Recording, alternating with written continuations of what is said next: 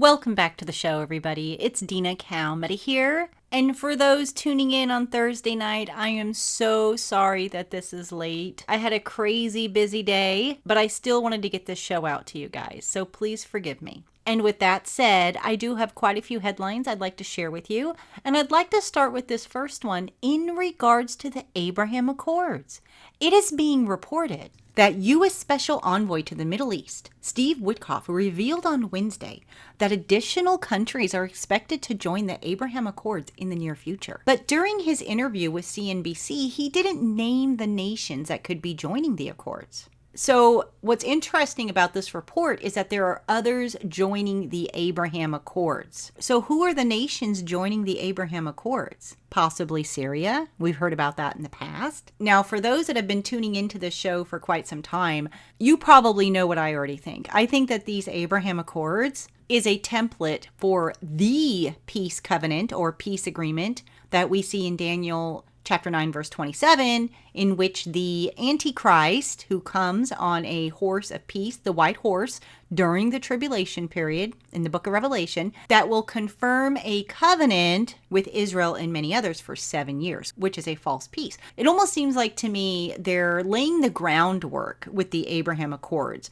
And I believe that the Abraham Accords, as well as many others, that there's going to be additional promises in this peace agreement, such as the third temple that Israel has been waiting for like forever. So I do think that there will be additions and adjustments. So very interesting that more nations are looking to join. So while we're on the topic of Israel, there are many reports out there in regards to the New York City candidate for mayor, Zoran Mendami, who won the Democratic primary Tuesday night, has said that if Israeli Prime Minister Benjamin Netanyahu were ever to visit New York City, that he would arrest him. Now, apparently, this candidate is more of a socialist than a Democrat, but he spoke with former MSNBC host Mehdi Hasan back in December, and the host asked him if he would welcome Prime Minister Netanyahu to New York City in the future, given the U.S. is not a signatory to the ICC, so he can travel to the U.S., unlike a lot of other countries. Would Mendani welcome him? And he said no. As mayor, New York City would arrest Benjamin Netanyahu. This is a city that our values are in line with international law. It's time that our actions are also. The host pressed him even more so, saying if he would still arrest the Israeli prime minister, even with Israel not being a part of the International Criminal Court, he said it's time that we actually step up and make clear what we are willing to do to showcase the leadership that it is sorely missing in the federal administration. So I'm assuming this is a dig at President Trump. President Trump signed an executive order back in February sanctioning the ICC for its arrest warrant for Netanyahu in May 2024. So very interesting news here. And there is more to say about this candidate for mayor for New York City that I'm not going to mention on YouTube, but I will in a future show on Rumble. But definitely something that's not going to fly by President Trump. Now, in the meantime, Breitbart News is reporting that President Trump has stated on Wednesday evening that the state of Israel should drop corruption charges against Prime Minister Benjamin Netanyahu,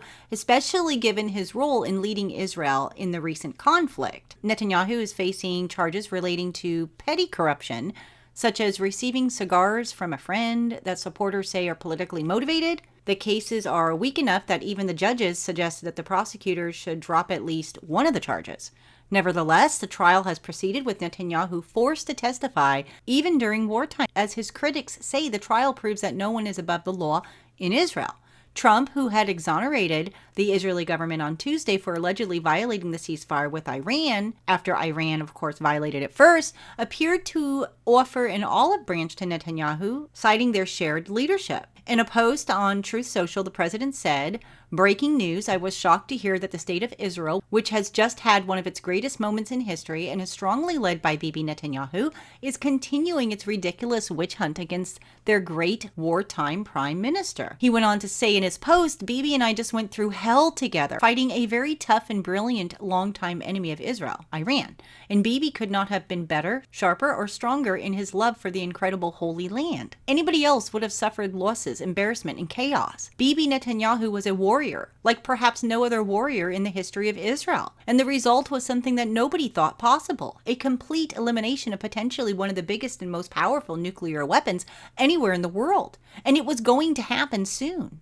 We were fighting, literally, for the survival of Israel. And there is nobody in Israel's history that fought harder or more competently than Bibi Netanyahu. Despite all of this, I just learned that Bibi has been summoned to court on Monday for the continuation of this long-running, and then he has in parentheses, he has been going through this horror show since May 2020, unheard of. This is the first time a sitting Israeli prime minister has ever been on trial. Politically motivated case concerning cigars, a Bugs Bunny doll, and numerous other unfair charges in order to do him great harm. Such a witch hunt for a man who has given so much is unthinkable to me. He deserves much better than this, and so does the state of Israel. Bibi Netanyahu's trial should be canceled immediately, or a pardon given to a great hero who has done so much for the state. Perhaps there is no one that I know who could have worked in better harmony with the President of the United States, me, than Bibi Netanyahu. Now, President Trump goes on to say it was the United States of America that saved Israel,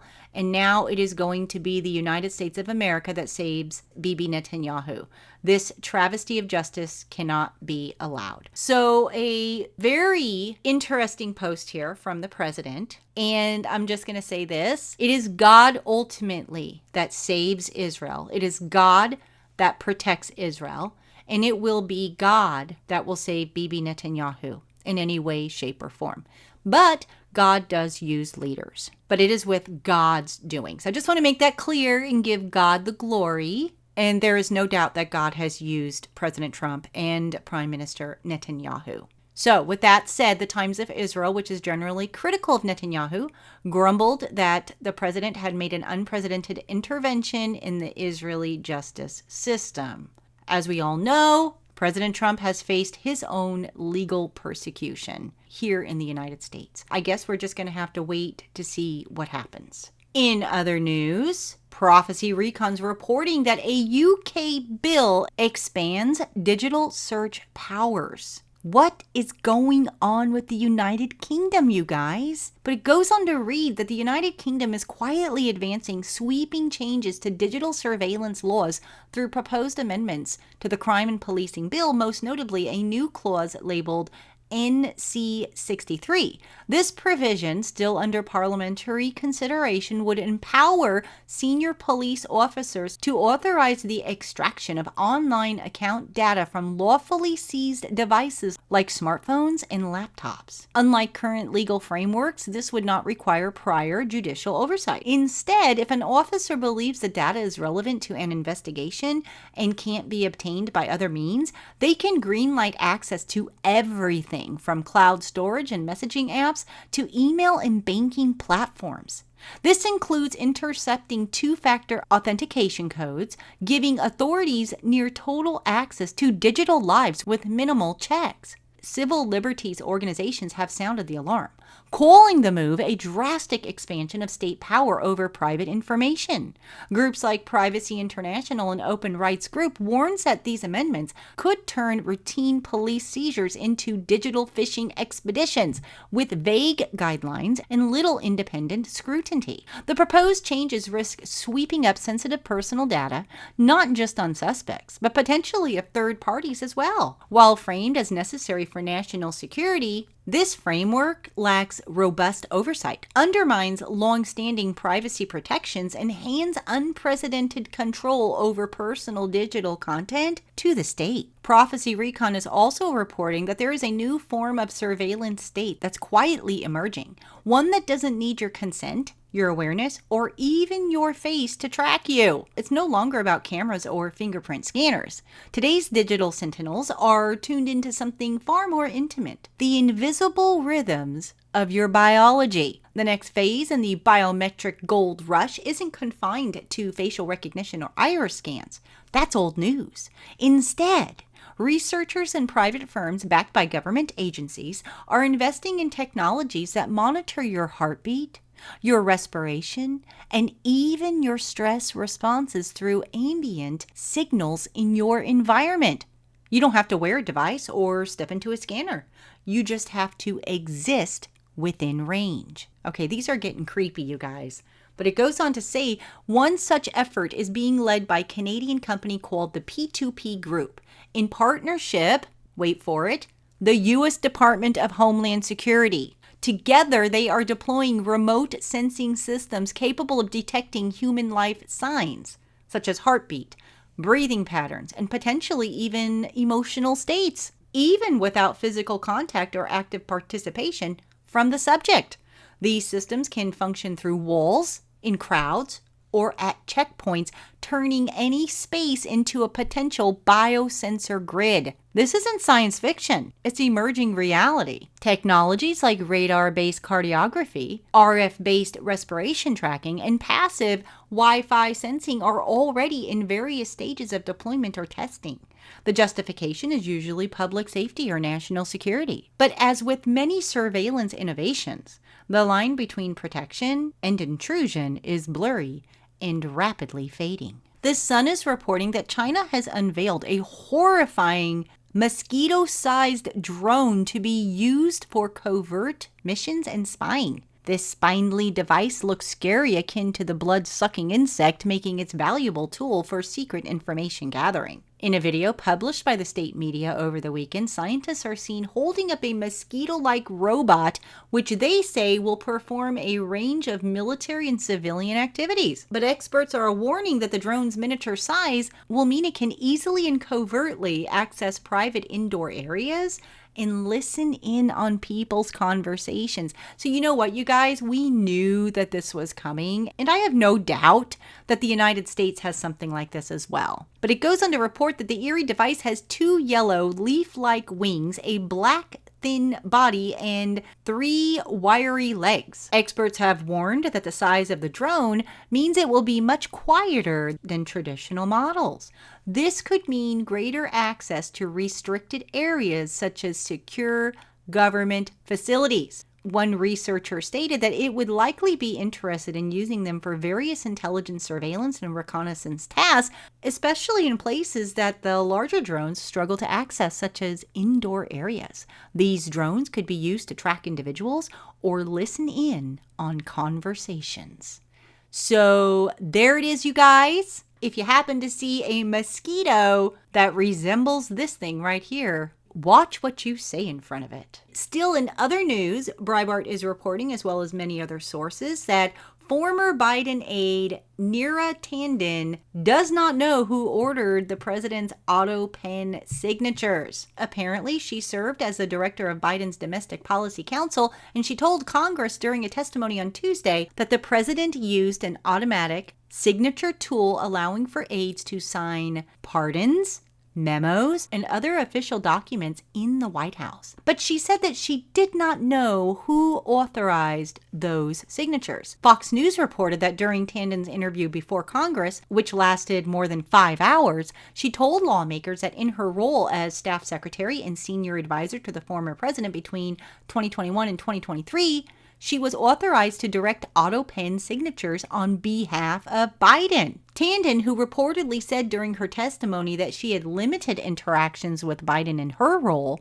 according to sources familiar with her testimony, described an approval process that left her, at least partly, in the dark about who specifically was giving final approval on the decisions to use the automatic signature tool, even though she simultaneously insisted that Biden was in charge. Tanden reportedly testified that to get approval for the use of the auto pen signatures, she would send decision memos to members of Biden's inner circle. However, she added that she was not aware of what actions or approvals took place between the time she sent the decision memo and the time she received it back with the necessary approval. So, very interesting. So these people were given permission, apparently by who knows who. Ultimately, according to her testimony, it came from Biden, because she said that he was in charge, to approve pardons, memos, who knows what else, you guys. But I like the fact that they're at least investigating what all took place in the last 4 years that all of us had to endure.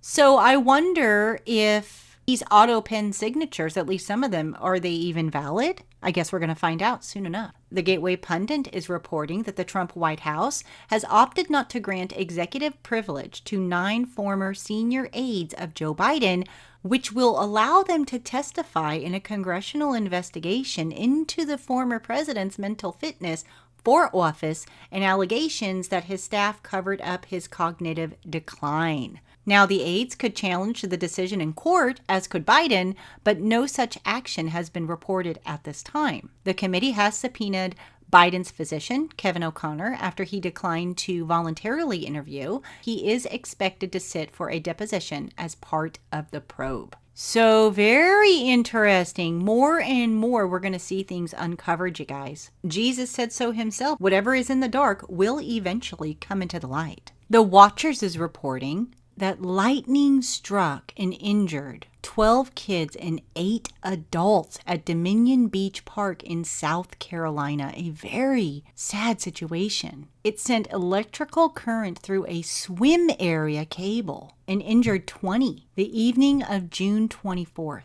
Over in Florida, a suspected tornado hit a mobile home park in Largo and Pinellas Park. This occurred in the evening of June 25th, damaging dozens of homes and leaving more than 6,000 customers without power. Over in Mexico, severe flash floods have left vehicles stranded. This occurred on June 24th following a period of intense afternoon rainfall. Flood waters reached depths of 3.9 feet in areas such as Colin, with numerous vehicles stranded or swept away. Over in Greece, 6,200 acres were scorched in a multi-front wildfire. A large wildfire on the Greek island of Chios burned over 6,200 acres of forest and farmland from June 22nd to June 24th, prompting evacuations in over 16 settlements as fire fronts advanced toward residential areas and Mestisha producing zones. The Watchers is also reporting that there was an emergency declaration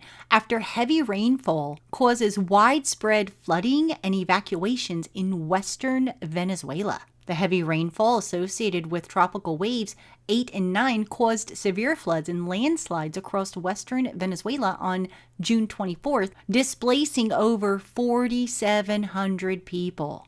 Over in Colombia, at least 10 fatalities were reported following a massive landslide on June 24th. Around 15 people remain missing while 15 others were injured as the landslide buried multiple homes. This is devastating, you guys. And you know what? We don't hear about this on mainstream media. Why are we not hearing about these catastrophic disasters that are occurring all over the world? So certainly a lot going on in the last couple of days. And as always, I'll try my best to keep you guys updated. But I'd love to hear from all of you. So please do leave your comments below this video. When you have some time, come and visit us on our social media pages, as well as our website at www.cww7news.com. All right, everybody, thank you so much for watching. Have a wonderful weekend. And until next time, God bless and stay safe.